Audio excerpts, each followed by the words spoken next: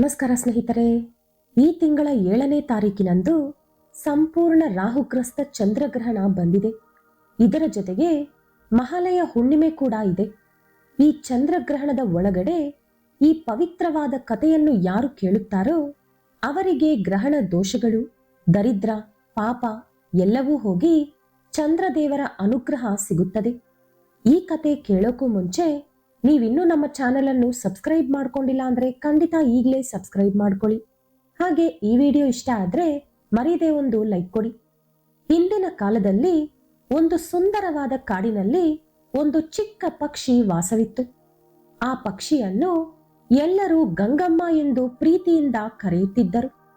ಆ ಪಕ್ಷಿ ತುಂಬಾನೇ ಬುದ್ಧಿಶಾಲಿ, ದೇವರ ಮೇಲೆ ಭಕ್ತಿ ಕೂಡ ಜಾಸ್ತಿ ಇತ್ತು. ಪ್ರತಿ ವರ್ಷ ಬರುವ ಚಂದ್ರಗ್ರಹಣದ ದಿನದಂದು ಆ ಪಕ್ಷಿ ಕೆಲವು ನಿಯಮ ನಿಷ್ಠೆಗಳನ್ನು ಪಾಲಿಸುತ್ತಿತ್ತು. ಚಂದ್ರಗ್ರಹಣದ ದಿನದಂದು ಆ ಪಕ್ಷಿ ನದಿಯೊಳಗೆ ಸ್ನಾನ ಮಾಡಿ ದೇಹವನ್ನು ಶುಭ್ರಪಡಿಸಿಕೊಂಡು ಉಪವಾಸ ಇದ್ದು ದೇವರ ಮೇಲೆ ಮನಸ್ಸನ್ನು ಇಡುವ ಮೂಲಕ ಮನಸ್ಸನ್ನು ಕೂಡ ಶುಭ್ರಪಡಿಸಿಕೊಳ್ಳುತ್ತಿತ್ತು. ಅದರ ನಂತರ ಆ ಪಕ್ಷಿ ಓಂ ನಮಃ ಶಿವಾಯ, ಓಂ ನಮಃ ಚಂದ್ರ ದೇವಾಯ, ಓಂ ಭಗವತೆ ವಾಸುದೇವಾಯ ಇಂತಹ ಕೆಲವು ಪವಿತ್ರವಾದ ಮಂತ್ರಗಳನ್ನು ಅತಿ ಶ್ರದ್ಧಾಭಕ್ತಿಯಿಂದ ಜಪಿಸುತ್ತಿತ್ತು. ಆ ರೀತಿ ಹಲವಾರು ವರ್ಷಗಳಿಂದ ಆ ಪಕ್ಷಿ ಮಾಡುತ್ತಾ ಬಂದಿದ್ದರಿಂದ ಅದು ಅದ್ಭುತವಾದ ಆಧ್ಯಾತ್ಮಿಕ ಶಕ್ತಿಯನ್ನು ಪಡೆದುಕೊಂಡಿತ್ತು. ಆ ಕಾಡಿನಲ್ಲಿ ವಾಸವಿದ್ದ ಇತರೆ ಪ್ರಾಣಿ ಪಕ್ಷಿಗಳು ಗ್ರಹಣವನ್ನು ನೋಡಿ ಹೆದರಿ ಅವುಗಳ ಗೂಡಿನೊಳಗೆ ಹೋಗಿ ಬಚ್ಚಿಟ್ಟುಕೊಳ್ಳುತ್ತಿದ್ದವು. ಹೆದರಿಕೆಯಿಂದ ಹೊರಗೆ ಹೋಗಿ ಬೇಟೆ ಕೂಡ ಆಡುತ್ತಿರಲಿಲ್ಲ. ಆದರೆ ಗಂಗಮ್ಮ ಪಕ್ಷಿ ಮಾತ್ರ ಗ್ರಹಣದ ದಿನದಂದು ತುಂಬು ಭಕ್ತಿಯಿಂದ ನಿಯಮ ನಿಷ್ಠೆಗಳನ್ನು ಆಚರಿಸುತ್ತಾ ಮಂತ್ರ ಜಪ ಮಾಡುತ್ತಿತ್ತು. ಒಂದು ಸಲ ತೀವ್ರವಾದ ಚಂದ್ರಗ್ರಹಣ ಸಂಭವಿಸಿತು. ಆಗಸವೆಲ್ಲ ಕೂಡ ಕತ್ತಲಿನಿಂದ ತುಂಬಿಕೊಂಡಿತು. ಚಂದ್ರದೇವರು ರಕ್ತದ ಬಣ್ಣಕ್ಕೆ ತಿರುಗಿದರು. ಗಂಗಮ್ಮ ಪಕ್ಷಿ ಎಂದಿನಂತೆ ನದಿಯೊಳಗೆ ಸ್ನಾನ ಮಾಡಿ ಬೆಟ್ಟದ ಮೇಲಿದ್ದ ಒಂದು ಮರದ ಹತ್ತಿರ ಹೋಗಿ ಕುಳಿತುಕೊಂಡು ಮಂತ್ರ ಜಪ ಮಾಡಲು ಶುರು ಮಾಡಿತು. ಅದೇ ಸಮಯದಲ್ಲಿ ಮೃತ್ಯುದೇವರಾದ ಯಮ ಅವರ ವಾಹನದ ಮೇಲೆ ಕುಳಿತುಕೊಂಡು ಭೂಲೋಕ ಸಂಚಾರಕ್ಕೆ ಬಂದರು. ಗ್ರಹಣದ ಸಮಯದಲ್ಲಿ ದುಷ್ಟ ಶಕ್ತಿಗಳು ಅಟ್ಟಹಾಸ ಮಾಡುತ್ತದೆ, ಹಾಗಾಗಿ ಅಕಾಲ ಮರಣಗಳು ಸಂಭವಿಸುತ್ತದೆ ಎಂದು ತಿಳಿದಿದ್ದ ಯಮದೇವರು ಅದನ್ನು ಸಾಧ್ಯವಾದಷ್ಟು ತಡೆಯಬೇಕು ಎಂಬ ಉದ್ದೇಶದಿಂದ ಭೂಲೋಕಕ್ಕೆ ಬಂದಿದ್ದರು. ಆ ರೀತಿ ಸಂಚರಿಸುತ್ತಿದ್ದ ಯಮದೇವರು ಪಕ್ಷಿ ಮಾಡುತ್ತಿದ್ದ ಮಂತ್ರ ಜಪವನ್ನು ನೋಡಿದರು. ಅಷ್ಟೊಂದು ಭಯಾನಕವಾದ ಗ್ರಹಣದ ಸಮಯದಲ್ಲಿ ಒಂಟಿಯಾಗಿ ಒಂದು ಚಿಕ್ಕ ಪಕ್ಷಿ ಕುಳಿತುಕೊಂಡು ಶ್ರದ್ಧಾಭಕ್ತಿಯಿಂದ ಮಂತ್ರ ಜಪ ಮಾಡುತ್ತಿರುವುದು ನೋಡಿ ಯಮದೇವರು ಆಶ್ಚರ್ಯಗೊಂಡರು.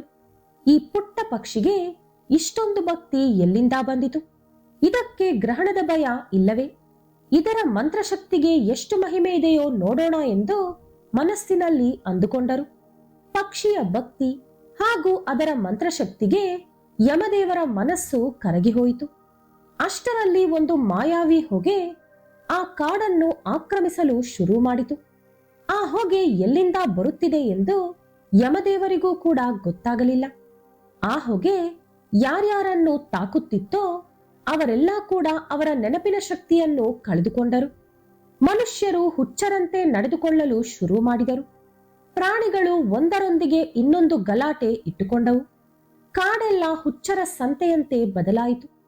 ಇದೆಲ್ಲ ಆ ಮಾಯಾವಿ ಹೊಗೆಯಿಂದಲೇ ನಡೆಯುತ್ತಿದೆ ಎಂದು ಯಮದೇವರಿಗೆ ಗೊತ್ತಾಯಿತು. ಆ ಮಾಯಾವಿ ಹೊಗೆಯ ಹಿಂದೆ ಯಾವುದೋ ಒಂದು ದೊಡ್ಡ ದುಷ್ಟಶಕ್ತಿ ಇದೆ ಎಂದು ಅರ್ಥವಾಯಿತು. ಆಗ ಪಕ್ಷಿ ಅದರ ಮಂತ್ರ ಜಪವನ್ನು ಮುಗಿಸಿ ಕಣ್ಣು ಬಿಟ್ಟು ನೋಡಿತು. ಧ್ಯಾನಕ್ಕೆ ಕುಳಿತುಕೊಂಡಿದ್ದಾಗ ಅಷ್ಟೊಂದು ಪ್ರಶಾಂತವಾಗಿದ್ದ ಆ ಕಾಡು ಈಗ ಹುಚ್ಚರ ಸಂತೆಯಂತೆ ಹೇಗೆ ಬದಲಾಯಿತು ಎಂದು ಪಕ್ಷಿಗೆ ನಂಬಲಾಗಲಿಲ್ಲ. ಇಲ್ಲೆಲ್ಲ ಏನಾಗುತ್ತಿದೆ? ಏಕೆ ಎಲ್ಲರೂ ಹುಚ್ಚರಂತೆ ನಡೆದುಕೊಳ್ಳುತ್ತಿದ್ದಾರೆ ಎಂದು ಪಕ್ಷಿ ಯೋಚಿಸಿತು. ಆಗ ಯಮದೇವರು ಪಕ್ಷಿಯ ಹತ್ತಿರ ಬಂದು, ಕಂದ, ನಿನ್ನ ಭಕ್ತಿ ನನ್ನನ್ನೆಷ್ಟೋ ಮೆಚ್ಚಿಸಿದೆ.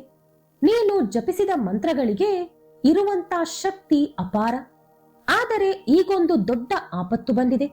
ಈ ಮಾಯಾವಿ ಹೊಗೆ ಸಕಲ ಜೀವರಾಶಿಗಳನ್ನು ನಾಶ ಮಾಡುತ್ತದೆ. ಇದನ್ನು ನಿಲ್ಲಿಸಲು ನಿನ್ನ ಸಹಾಯ ನನಗೆ ಬೇಕು ಎಂದು ಹೇಳಿದರು. ಪಕ್ಷಿ ಹೆದರದೆ ನಾನೇನು ಮಾಡಲಿ ಸ್ವಾಮಿ ಎಂದು ಕೇಳಿತು. ಆಗ ಯಮದೇವರು, ಕಂದ, ನಿನ್ನ ಭಕ್ತಿಯಲ್ಲಿರುವ ಪವಿತ್ರತೆ, ನೀನು ಜಪಿಸಿದ ಮಂತ್ರಗಳಲ್ಲಿರುವ ಶಕ್ತಿ ಈ ಮಾಯಾವಿ ಹೊಗೆಯನ್ನು ಹಿಂದಕ್ಕೆ ಓಡಿಸಬಲ್ಲದು. ನೀನು ಈ ಕೂಡಲೇ ಈ ಮರವನ್ನು ಆವಹಿಸಿರುವ ತೇಜಸ್ಸನ್ನು ಆ ಹೊಗೆಯ ವಿರುದ್ಧ ಕಳಿಸು. ನೀನು ಆ ರೀತಿ ಮಾಡುವುದರಿಂದ ಆ ಹೊಗೆ ನಾಶವಾಗುತ್ತದೆ ಎಂದು ಹೇಳಿದರು. ಪಕ್ಷಿ ಆ ಕೂಡಲೇ ಯಮದೇವರು ಹೇಳಿದಂತೆ ಮಾಡಿತು. ಅದು ಅದರ ಭಕ್ತಿ ಹಾಗೂ ಶಕ್ತಿಯನ್ನು ಉಪಯೋಗಿಸಿ ಆ ಪವಿತ್ರ ಮರವನ್ನು ಆವಹಿಸಿದ್ದ ತೇಜಸ್ಸನ್ನು ಮಾಯಾವಿ ಹೊಗೆಯ ವಿರುದ್ಧ ಕಳಿಸಿತು. ಅದರ ಮಂತ್ರಶಕ್ತಿ ಆ ತೇಜಸ್ಸಿನಲ್ಲಿ ಬೆರೆತು ಮಾಯಾವಿ ಹೊಗೆಯನ್ನು ನಾಶಪಡಿಸಿತು. ಕ್ಷಣ ಮಾತ್ರದಲ್ಲಿ ಆ ಹೊಗೆಯೆಲ್ಲವೂ ಮಾಯವಾಯಿತು. ಆ ಹೊಗೆ ಮಾಯವಾದ ತಕ್ಷಣ ಅದುವರೆಗೂ ಬುದ್ಧಿಶಕ್ತಿ ಕಳೆದುಕೊಂಡಿದ್ದ ಮನುಷ್ಯರು, ಪ್ರಾಣಿಗಳು, ಪಕ್ಷಿಗಳು ಮತ್ತೆ ಪೂರ್ವಜ್ಞಾನವನ್ನು ಪಡೆದುಕೊಂಡರು. ಎಲ್ಲರೂ ಯಮದೇವರು ಹಾಗೂ ಪಕ್ಷಿಗೆ ಕೃತಜ್ಞತೆ ಹೇಳಿದರು. ಆಗ ಯಮದೇವರು ಪಕ್ಷಿಯೊಂದಿಗೆ, ಕಂದ, ನಿನ್ನ ಧೈರ್ಯ, ಭಕ್ತಿ ಹಾಗೂ ಮಂತ್ರಶಕ್ತಿ ಇವತ್ತು ಈ ಪ್ರಪಂಚವನ್ನು ದೊಡ್ಡ ಆಪತ್ತಿನಿಂದ ಕಾಪಾಡಿದೆ. ನಿನ್ನನ್ನು ಯಾವಾಗಲೂ ನೆನಪಿಟ್ಟುಕೊಳ್ಳುತ್ತೇನೆ ಎಂದು ಹೇಳಿ ಮಾಯವಾದರು.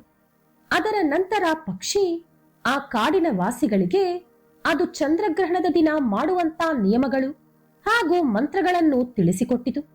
ಪಕ್ಷಿ ಮನುಷ್ಯರಿಗೆ ಹೇಳಿದಂತ ನಿಯಮಗಳು ಏನೆಂದರೆ, ಚಂದ್ರಗ್ರಹಣದ ದಿನ ಎಲ್ಲರೂ 7 ನಿಯಮಗಳನ್ನು ಆಚರಿಸಬೇಕು. ಮೊದಲನೆಯದು, ಊಟ ತಿನ್ನದೆ ಉಪವಾಸ ಇರಬೇಕು. ಗ್ರಹಣದ ಸಮಯದಲ್ಲಿ ಅಡುಗೆ ಮಾಡುವುದು ಅಥವಾ ಆಹಾರ ತಿನ್ನುವುದು ಒಳ್ಳೆಯದಲ್ಲ. ಏಕೆಂದರೆ ಆ ಸಮಯದಲ್ಲಿ ಸೂಕ್ಷ್ಮ ಕ್ರಿಮಿಗಳು ಆಹಾರದೊಳಗೆ ಸೇರಿಕೊಳ್ಳುತ್ತದೆ. ಅದರಿಂದ ಅನಾರೋಗ್ಯಕ್ಕೆ ಗುರಿಯಾಗುತ್ತೀರಿ.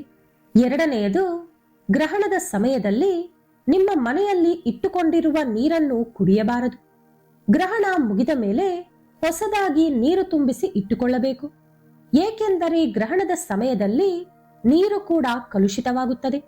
ಆದರೆ ಗಂಗಾಜಲದಂತಹ ಪವಿತ್ರವಾದ ನೀರು ಹಾಗೂ ಪವಿತ್ರವಾದ ನದಿಗಳ ನೀರಿಗೆ ಮಾತ್ರ ಯಾವ ನಿಯಮಗಳು ಅನ್ವಯಿಸುವುದಿಲ್ಲ. ಮೂರನೆಯದು, ಗ್ರಹಣದ ಸಮಯದಲ್ಲಿ ಮಲಗಬಾರದು. ಆ ಸಮಯದಲ್ಲಿ ನಿದ್ರಿಸದೆ ಪೂಜೆ ಅಥವಾ ಧ್ಯಾನ ಮಾಡಿದರೆ ಒಳ್ಳೆ ಫಲ ಸಿಗುತ್ತದೆ. ನಾಲ್ಕನೆಯದು, ಮಾನಸಿಕ ಜಪ ಮಾಡಬೇಕು. ಗ್ರಹಣ ಅನ್ನುವುದು ಆಧ್ಯಾತ್ಮಿಕ ಶಕ್ತಿಯನ್ನು ಹೆಚ್ಚಿಸಿಕೊಳ್ಳಲು ಒಳ್ಳೆ ಅವಕಾಶ. ಗ್ರಹಣದ ಸಮಯದಲ್ಲಿ ಗಾಯತ್ರಿ ಮಂತ್ರ, ಶಿವನ ಮಂತ್ರ, ವಿಷ್ಣು ಸಹಸ್ರನಾಮ ಅಥವಾ ನಿಮ್ಮ ಇಷ್ಟ ದೇವರ ನಾಮಜಪ ಮಾಡುವುದರಿಂದ ಗ್ರಹಣದ ದೋಷಗಳಿಂದ ದೂರ ಇರಬಹುದು. ಐದನೆಯದು, ಗರ್ಭಿಣಿಯರು ಹುಷಾರಾಗಿರಬೇಕು. ಗರ್ಭಿಣಿಯರು ಗ್ರಹಣವನ್ನು ನೇರವಾಗಿ ನೋಡುವುದು, ಗ್ರಹಣದ ಸಮಯದಲ್ಲಿ ಹೊರಗೆ ಓಡಾಡುವುದು, ಕಷ್ಟಕರವಾದ ಕೆಲಸಗಳು ಮಾಡುವುದು ಒಳ್ಳೆಯದಲ್ಲ. ಮನೆಯಲ್ಲೇ ದೇವರ ಜಪ ಮಾಡುತ್ತಾ ಕುಳಿತುಕೊಳ್ಳಬೇಕು. ಇದು ಹುಟ್ಟುವ ಮಗುವಿನ ಮೇಲೆ ಕೆಟ್ಟ ಪ್ರಭಾವ ಬೀಳದಂತೆ ಕಾಪಾಡುತ್ತದೆ. ಆರನೆಯದು, ಗ್ರಹಣದ ಸಮಯದಲ್ಲಿ ದೇವಸ್ಥಾನಗಳು ಮುಚ್ಚಿರಬೇಕು. ಗ್ರಹಣ ಇದ್ದಾಗ ದೇವಾಲಯದಲ್ಲಿ ಪೂಜೆಗಳು ಅಥವಾ ದೇವಸ್ಥಾನದಲ್ಲಿರುವ ದೇವರ ದರ್ಶನ ಪಡೆಯುವುದು ನಿಷೇಧ. ಏಳನೆಯದು, ಗ್ರಹಣ ಮುಗಿದ ಮೇಲೆ ಎಲ್ಲರೂ ಕೂಡ ಮನೆ ಶುಭ್ರಪಡಿಸಿಕೊಳ್ಳಬೇಕು. ಮನೆಯಲ್ಲಿರುವ ಆಹಾರ ಪದಾರ್ಥಗಳು, ನೀರು ಎಲ್ಲವನ್ನೂ ಹೊರಗಡೆ ಎಸೆದು ಹೊಸದಾಗಿ ಮತ್ತೆ ಅಡುಗೆ ಮಾಡಿಕೊಳ್ಳಬೇಕು. ನೀರು ತುಂಬಿಸಿಕೊಳ್ಳಬೇಕು. ಹಾಗೆ ತಲೆ ಸ್ನಾನ ಮಾಡಿಕೊಳ್ಳಬೇಕು. ಇದರಿಂದ ಅದುವರೆಗೂ ನಮ್ಮ ಮೇಲೆ ಯಾವುದಾದರೂ ಗ್ರಹಣದ ದುಷ್ಪ್ರಭಾವ ಇದ್ದರೆ ಅದು ನಿವಾರಣೆಯಾಗುತ್ತದೆ. ಈ ರೀತಿ ಗ್ರಹಣದ ಸಮಯದಲ್ಲಿ ಮಾಡುವುದರಿಂದ ಮುಂದಿನ ಗ್ರಹಣದವರೆಗೂ ಕೂಡ ಯಾವ ದೋಷಗಳು ಇಲ್ಲದೆ ಸಂತೋಷವಾಗಿ, ಆರೋಗ್ಯವಾಗಿ, ದೋಷ ಮುಕ್ತರಾಗಿ ಬದುಕಬಹುದು ಎಂದು ಪಕ್ಷಿ ಹೇಳಿತು. ಸ್ನೇಹಿತರೆ, ಗ್ರಹಣ ಕೆಟ್ಟದ್ದು ಎಂದು ಭಾವಿಸದೆ ಅದೊಂದು ಪವಿತ್ರವಾದ ಸಮಯ ಎಂದು ಭಾವಿಸಿ ಆ ಸಮಯದಲ್ಲಿ ಶ್ರದ್ಧಾ ಭಕ್ತಿಯಿಂದ ಮಂತ್ರ ಜಪ ಮಾಡಿದರೆ ಎಷ್ಟೊಂದು ದೊಡ್ಡ ದೊಡ್ಡ ಕಷ್ಟಗಳು, ಸಮಸ್ಯೆಗಳು, ದೋಷಗಳು ಬಂದರೂ ಕೂಡ ಅದರಿಂದ ಹೊರಬರಬಹುದು ಎಂದು ನಮ್ಮ ವೇದಗಳು, ಶಾಸ್ತ್ರಗಳು ಹೇಳುತ್ತವೆ. ಈ ವಿಡಿಯೋ ಇಷ್ಟ ಆದರೆ ಲೈಕ್ ಮಾಡಿ, ಶೇರ್ ಮಾಡಿ. ಇಂತಹ ಹೆಚ್ಚಿನ ಉತ್ತಮ ಕಥೆಗಳಿಗಾಗಿ ತಪ್ಪದೇ ನಮ್ಮ ಚಾನೆಲ್ ಅನ್ನು ಸಬ್ಸ್ಕ್ರೈಬ್ ಮಾಡ್ಕೊಳ್ಳಿ. ನಾಳೆ ಮತ್ತೊಂದು ವಿಡಿಯೋದೊಂದಿಗೆ ಪುನಃ ಭೇಟಿಯಾಗೋಣ. ಧನ್ಯವಾದಗಳು.